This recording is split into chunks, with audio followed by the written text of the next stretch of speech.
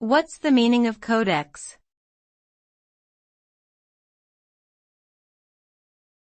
Codex.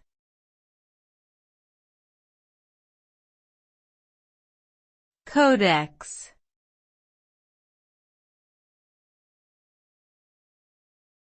Codex.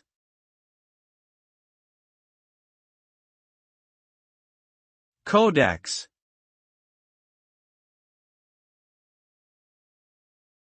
The term codex refers to a bound collection of pages or leaves with written or printed content that is typically used for books. The word comes from the Latin word caudex, meaning trunk of a tree. Codices were developed in the 1st century AD as an alternative to scrolls, and they have been instrumental in preserving many significant works throughout history. Today, codices continue to be important sources of information and are used in various fields such as religion, literature, and history.